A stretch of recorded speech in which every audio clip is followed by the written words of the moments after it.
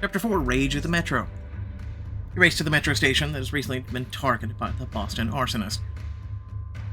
The scene is chaotic. Civilians race up from the underground station, screaming and pushing each other aside amid billows of dark smoke. Remember, Ridley, you trained for this. No standing around, you all know what to do, let's get to work. Phoenix shouts above the din to the rest of their team, who are piling off of the trucks. As you prepare to join them, Phoenix pulls you aside. Ridley, you're getting a chance today. I need you down there with the team, but you need to follow my orders down there, no matter what they are, understand? I can't have you acting like a superhero. I can't risk losing you. Seemingly realizing what he just said, he winces and snaps his mouth shut. Chief, we're losing precious time. I understand your concern, but we have to get down there. We will, but promise me first that we're on the same page. He looks at you for a long, hard moment, his gaze full of fire and emotion. Okay, I'll obey your commands. Now let's go save lives and put out fires. With Chief Phoenix leading the way down, you charge down into the underground station. He clearly cares about me more than he's willing to admit, but I can't let that affect the way I work. The underground station is like nothing you've ever seen. A collapsed train car sits on the tracks with flames shooting out of the windows. Adrenaline pumps through you as you quickly assess the situation. Get the civilians to safety first, then worry about putting out the fires. Ridley, there are people still trapped in the car. Help them knock out the back windows and we'll pull them through. He hands you a fire axe and you're surprised by how heavy it feels in your hands. Break that window. It only takes a few whacks with the axe before the glass shatters. Phoenix clears away the shards as you crawl into the car. Come this way, everyone. The passengers quickly run out the back window to safety. Phoenix helps you back out just as a fireball engulfs the car. Close one. There are more civilians in the next car. Go help Liang and Amelia with them. I'm gonna work on stopping the sucker from spreading. Got it, Chief. You run back to the next car and see Liang and Amelia both carrying injured passengers out of the fray. Both look like they could use a hand. I'll help. Not like it really matters, but Amelia. You rush over to Amelia, help support the weight of the injured passenger. Haven't seen you in a while. He really banged up his legs. Help me get him up the steps. Step by step, you help Amelia carry the civilian up the steps in aid of the EMT. Thank you both. I thought I was a goner. Before you sprint back into the blaze, Amelia grabs your shoulder bracingly. I'm glad he's okay. Saving people is such a rush sometimes, huh? I'm glad one of us can stay positive through all this. You nod at Amelia and follow back down the steps into the overpowering heat. Back underground, you quickly survey the scene. Looks like all the civilians are out. Let's put this fire out. You grab a hose and get to work, and then it hits you. That smell, it's the same fertilizer accelerant from the warehouse fire. You look around to see if you can spot where it's coming from and notice a crack in the ground where the scent seems to be wafting from. It must be buried below the tracks and seeping up. I need to alert my team. You look around the closest veteran firefighter and quickly spot Declan. Deck, it's the accelerant again. It's coming up from the crack over there. I thought I smelled something. You did the right thing alerting me, Ridley. I'll go grab the chemicals to fight it. Declan takes off, but you spot another firefighter moving dangerously close to the crack. Chief! Ridley, what is it? You make a beeline for the chief, knocking into him with all your might to send him out of the harm's way, but just as you do, a giant fireball explodes beneath your feet, sending you careening headfirst into its train car. Ridley, no! The last thing you can feel is a throbbing in your head as your world fades to black. The next thing you're aware of is the scent of bleach and the sounds of voices echoing on linoleum. Seems to be waking up. Ridley, if you can hear me, I'd like you to squeeze my hand. You blink, gradually coming to in a hospital bed, looking up into piercing blue eyes. Hey, it's Ethan! And I was right about cameos from the hospital. I'm in the hospital? Afraid so, if you wouldn't mind. He offers his hand, and you take it, giving it a squeeze. Your body aches, but you're alive. Great, I'm Dr. Ramsey, and I've been keeping watch over you for the past day. I've been out for an entire day? Oh no. You make a move to sit up, but the pain rockets through your body and you wince. Dr. Ramsey puts out a steady hand. Easy, Ridley. Can you tell me the last thing you remember? I remember trying to save my team. Dr. Ramsey looks satisfied and scribbles something on his clipboard. You'll be happy to hear your squad is doing just fine. Everyone made it out without sustaining injuries. Except me. His lips twitch into a slight smile. I've mentored enough rookies to recognize that look. You're desperate to prove yourself to be part of a team. Am I wrong? I think it's just the fact I was willing to save another person's life at the expense of my own, but sure. You sink back into your pillows and chewing on the inside of your cheek. Honestly, no, you're not wrong.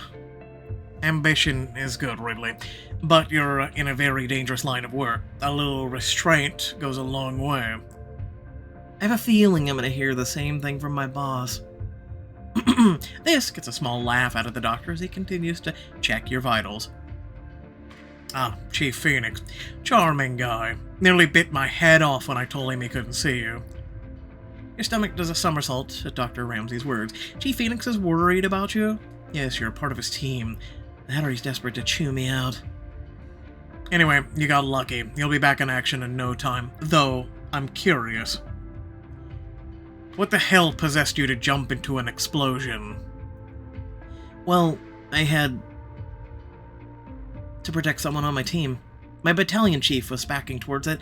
I did the only thing I could to save him. Well, it was brave but stupid. I'm sure he's grateful to you for saving him. Though, like I said, he nearly bit my head off in the waiting room. Your squad is a spirited bunch. They can be a lot. Believe it or not, I'm the level-headed one in the group. Why do I get the feeling I'll be seeing a lot more of your squad in the future? I wouldn't rule it out. Is that Ridley? Is she awake? Dr. Ramsey pinches the ridge of his nose and sighs, but beckons for a nurse to open the door. Seconds later, Phoenix bolts to the door, rushing to your bedside. Really, thank God you're okay. When you fell unconscious, I worried. The rest of your squad hastens inside, and you feel a flicker of disappointment when Phoenix drops her hand. I'm alright, Chief. Honestly, I'm just glad you're still in one piece. None the worse for wear, but thanks to your actions. But don't forget that you're not in my doghouse for acting so foolishly. I'd expect nothing less. He turns away from you, and you see his smile fade as he squares up to Dr. Ramsey. About time you let us in here. I've been trying to get in since she was admitted. Sorry, Chief, this is my hospital and my patient. She's my charge, and I should be able to see her right away. I respect that, but I can't have non-essential personnel crowding into a room when we're working. Phoenix looks like he wants to argue, but the rest of your squad approaches you, Amelia perching on the end of your bed. Ridley, I'm so glad you're okay. That was such a brave thing you did. Yeah, you're a real hero today, Ridley. It was awesome. Guys, it's all in a day's work. We're in the saving lives business, and sometimes we get to be heroes. That we do, but don't let it go to your head too much. Yeah, you can't give in too much to the highs or lows of this job. Your team all nod in agreement. You'll find a place to post up in your room. Wow, I can't believe you're all here. You're one of us, and we look after our own. Yeah, a team has to stick together. Well, everyone except for Liang. Where is he? Liang is still at the scene, dealing with a fire investigator. He says it gruffly, and you wonder if they had another disagreement at the fire. Liang will help the investigator and police look for evidence. We even brought some snacks. We were hoping, if you're up for it, of course, we could have a little celebration together. It's not every day a rookie does something so brave. It should be celebrated. We wanted to do O'Malley's, but under the circumstances, what better place than your hospital room? What do you say, Ridley? How about a little hospital room party? Diamond choice. Let's get dangerous. Sounds perfect. Darkwing, Leave me alone. I'm not sure a party is in the best interest. I'll take full responsibility for the patient, Doc. We'll call you if we need you. Phoenix escorts a clearly frustrated Dr. Ramsey out of your room. A moment later, you hear a loud pop as Declan opens a bottle of champagne. Harold helps him pass out cups, and then you and your team all raise them in a toast. Cheers to the rookie who stupidly risked her life to save mine. For the second time. Phoenix glares at Lux, but eventually lets a small smile slip through. Alright, enough about my so-called bravery. Fill me in on what I missed. The entire room starts talking at once about the details of the fire. Whoa, one at a time. Everyone seems so eager to share, but you remember everyone's roles. Amelia was in charge of the first aid and the EMTs. Declan led the team in putting the fire out, and Chief supervised the whole scene. Everyone quiet. I want to hear from Chief, Amelia, and we'll go with Chief. Today was a challenge. Whoever set the fire knew exactly what they were doing. How so? It wasn't just a fire. There were multiple small fires all triggering to build off of each other. He's quiet for a long moment, and you can see the concern in his eyes as he gazes at you. And if you hadn't found that accelerant, we got really lucky today. Today seems to have really gotten to the Chief. So the arsonist seems to know a lot about starting fires. Have you guys seen anything like this before? We've seen our share of arsonists over the years. But usually it's amateur hour. Yeah, and often it's a revenge factor. People trying to burn down the building of a company that just let them go, or a bunch of jealous ex-boyfriends. I'm guessing trying to get back at the girl who dumped them. Your group lets out a small laugh. Harold, you haven't been a firefighter long, but you hit the nail on the head. Pretty much. Harold smiles as he hands out some more snacks. Unfortunately, I don't think we're dealing with a jilted ex this time. Did you guys find any clues? Sadly, we didn't. The police, fire investigator, Liang are all still on the scene. They'll just let us know if they come up with anything. As a team, we need to stay vigilant and be ready for whatever this clown has in store. Your team sits in solemn silence until Harold breaks it. I'm sure we'll catch whoever's doing this, but for now, let's still focus on the fact we're all having champagne glasses or paper cups in our hand. Yeah, this is supposed to be a party. Again, your team raises their glasses and the mood lightens a bit. Enough about our exploits. I want to hear about the hero. Yeah, Ridley, tell us about saving the Chief's life. Your squad all leans in. Even Phoenix wears a smirk that says he wants to hear your version of the events. Well, after I recognized the accelerant, I was taking the steps to isolate it and put it out. But then I saw Chief backing towards the crack. He was busy trying to put out the fire on the front car. I know he didn't see it. Now, what was going through your head then, Ridley? Well, see, the Chief began twerking, and I would have had fun with this story, I'm just saying. Honestly, I was acting on instinct. Of course, I didn't know a giant fireball would shoot up. I just knew I had to push him out of the way of the accelerant. There was no time for verbal warning, so I did what came natural. Lay into me like a linebacker. Hey, it worked, didn't it? You made some veteran moves out there today. We may even have to stop calling you rookie. Ugh, I wouldn't go that far. Your squad laughs, and even Phoenix seems to be joining in the camaraderie. I'm really proud of you, how you handled yourself today, Ridley. Your squad gasps in mock shock at Phoenix, doling out praise, and you swear you can see his cheeks flush just a bit. Although you probably could have been more cautious about it. You try to catch his gaze, but he looks away. It's kinda cute seeing him try so hard not to flirt with me. Eventually, he's able to turn back to you with a slight smile and give you a wink that the rest of the squad can't see. I'm just glad we all made it out in one piece. Like you said, Chief, today could have been a lot more worse. Although next time, I'd rather not be visiting a team member in the hospital room. Oh, I'll be alright. Just a few bumps and bruises. Declan empties the rest of the champagne as you all toast once more to surviving the day. Well, we'll keep surviving the day as long as we look out for each other. Well said. Remember the first rule of firefighting. Everyone goes home. Now that's a rule I can get on board with. Your party eventually breaks up as one by one your team leaves to let you get some rest. Except for Phoenix, who insists on staying to make sure you're safe. What a day. The fire, getting knocked out, the squad all turning up and showing their love. You've been through a lot, Ridley. Now I'm inclined to agree with the doctor and insist you get some rest. I'd much rather be making the most of this alone time with you, but I'm afraid you're right. I can barely keep my eyes open. He smiles as he tucks you in, and you nearly ask him to climb into bed with you. Chief, I'm glad we're both okay. The arsonist was trying to kill someone today. I thought I lost you today, Ridley. I never want to feel that again. You're going to as a chief. That is, unfortunately, the shoulders of responsibility for anyone ever going into leadership positions. It catches your gaze and you sit in a powerful silence with him, emotions stirring up in both of you. He gently strokes your hair.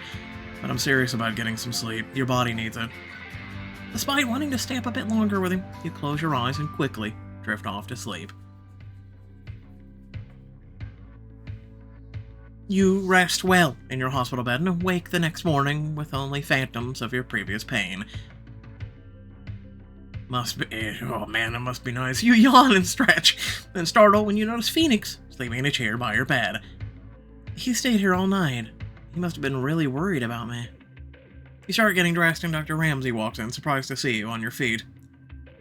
Not trying to do a runner, are you? I need to clear you to leave. Perfect timing, Doc. I was just about to find you so you could clear me. With a chuckle, Dr. Ramsey quietly gives you a final checkup. He seems satisfied, but nods towards Phoenix. What should we do with him? Let him sleep. He needs it. I'd say grab him by his ankles and throw him in the dumpster, but...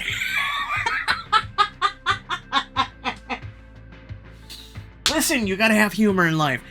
Dr. Ramsey raises an eyebrow at you, seemingly amused. In a hushed voice, he says, word of advice. Office romances are complicated. Trust me, I know. But if it's right for you both, and you can make it work, fight for it. It'll all feel worth it in the end. Dr. Ramsey leaves you feeling stunned.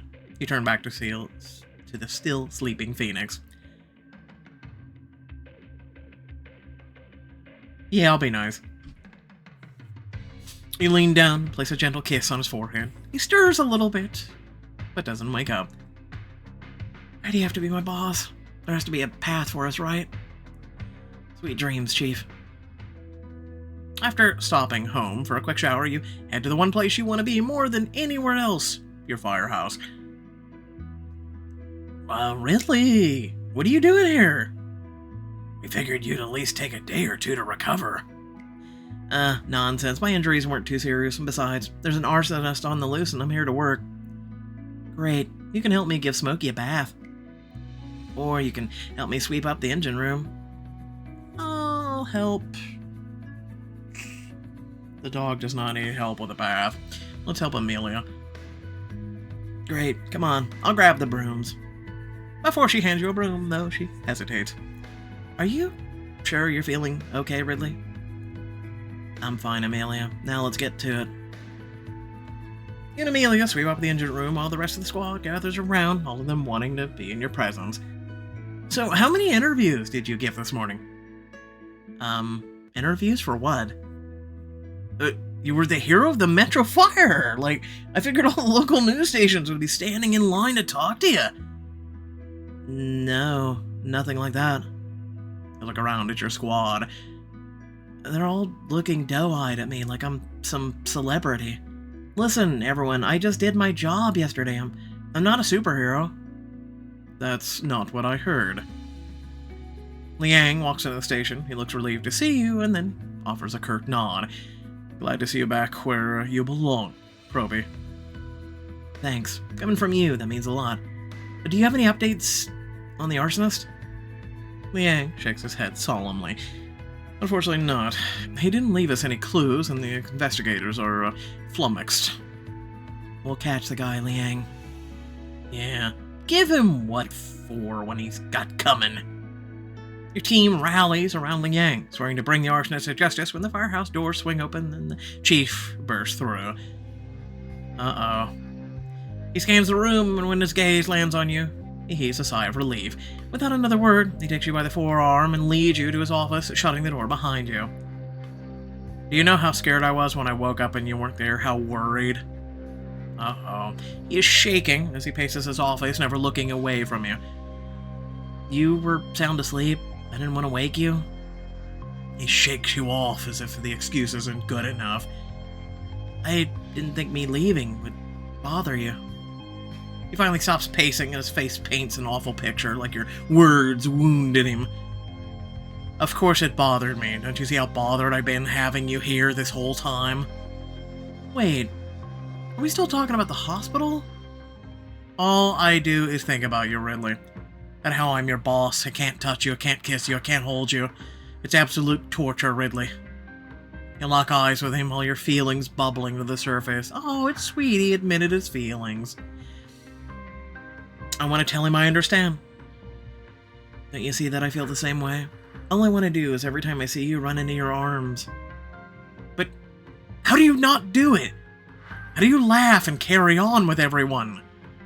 Because I have to, because this is my job and I can't sit here and carry a torch for you all day. He exhales deeply and runs a hand through his hair. What are we going to do, Ridley? He looks down at you, and it seems like he's naked, bearing his soul. The way I see it is we have two choices. We could keep trying to stay professional, not acknowledge our feelings for each other while you're my boss and I'm your subordinate. Clearly that's not working, so choice number 2. You take me right now and bend me over this desk! No, sorry, what? It is to give in to our feelings and explore this. She said it more nuanced.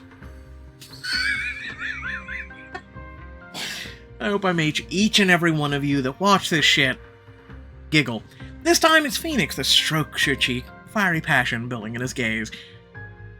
If we were to explore this, Ridley, my conscience as your supervisor won't let me initiate it. Do you understand what I'm saying, Ridley? He's saying I have to make the first move. Phoenix stares at your lips, yearning to kiss them, his restraint wearing thin and the tension thick between you. Diamond joys.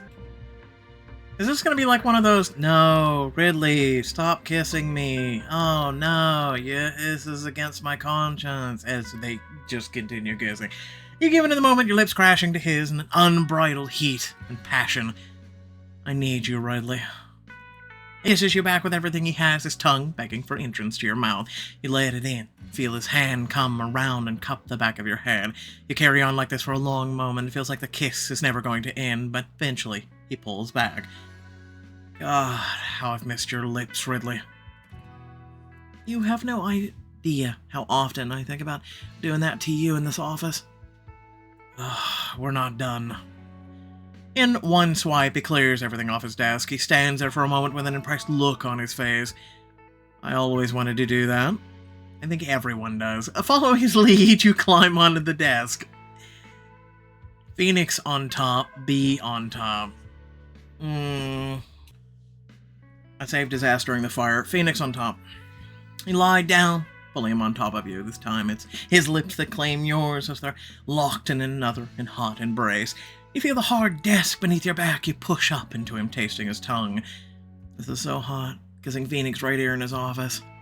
Phoenix's weight bears down on you as you feel him growing excited as he deepens the kiss. God, I want you right here, Ridley. Reaching up, you take his lips with yours once more. You both try to stay quiet, knowing that at any moment someone from your team could be walking by outside his office. But it's proving impossible as you ravage each other. As your kiss deepens, your hands begin to explore, and soon they're underneath his shirt. Take it off, Ridley. Happily. You nearly rip at his shirt. You make short work of getting it off of him. You kiss your way down his neck, his collarbone, eventually finding your way to his sculpted chest. You cover his torso with licks and kisses as he moans with pleasure. Ridley, yes. You look up to make eye contact as you slowly lick the way down to his six-pack abs. Your tease going even lower, and you can feel him shifting in his pants. God, you taste so damn good. As your mouth keeps finding new places to kiss him, his hands continue to roam over your body. I need to touch every bit of you, Ridley. I'm not stopping you. He continues caressing and squeezing you, each touch making you hotter and hotter. I want to feel his lips all over me. His hands quickly finding their way beneath your shirt, caressing you as he continues his kisses. I want Phoenix to take my clothes off, to tease him by slowly taking them off myself. I'll let him take them off. You guide his hands down to the bottom of your hem before leaning in, licking his earlobe and whispering, "Take it off." A devious smile cracks his lips as he slowly peels your clothes off of you. God, you're beautiful, Ridley. Shut up and kiss me. Again, his mouth is on yours, your tongues passionately dancing together, and just as you did before to him, his lips and tongue work their way across your torso, covering you with kisses.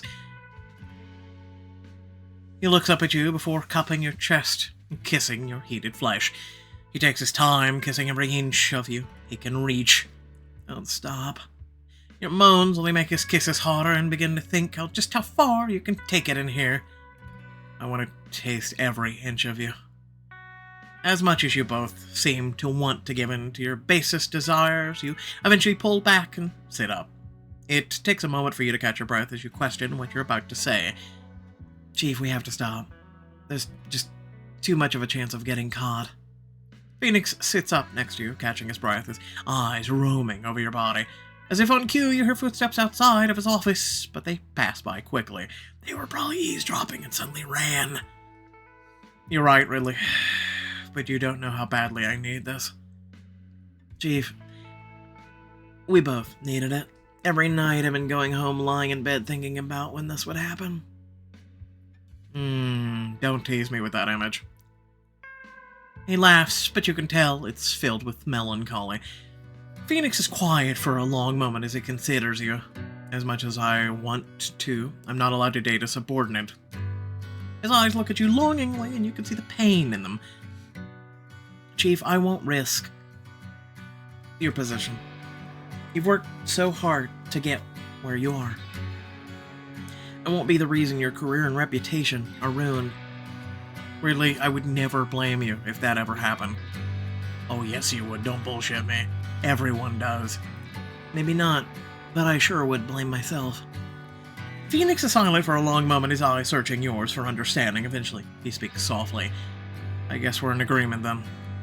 As you both silently put your clothes back on, you steal forlorn looks at each other. It can't be like this, can it? After everything we just did, all the passion, are we still right back where we started? You look back once more at Phoenix, morosely, before opening his office door and heading back to work. You go about your duties for the rest of the day wearing a fake smile that you hope your squad doesn't pick up on. As you're about to clock out for the day, Liang pulls you aside. Ridley, I saw your little exchange with Phoenix earlier. It's because the Chief has a special affection for you. Liang, what exchange? Your heart leaps to your throat as you try to play dumb, but he sees right through you. Oh, the one where he marched in the firehouse, didn't say a word to you, and dragged you off into his office. He didn't drag me. No, you're right, it looked like you went willingly. Well, you know, I did do something stupid, and he went to chew me out. I don't know, what do you want? I'm not blind, Ridley, and if this was just today, I'd write it off as an isolated incident, but it's become a pattern. She's been here 2 days, dude! I've noticed the way he looks at you, the way he treats you. He treats me like any other probie. Yeah, right. I don't know if you reciprocate his feelings, but a word of advice, stop it before it goes further. He's not allowed to be a romance with his subordinates. If anyone else finds out, it could be bad. Is that a threat? No. Damn it.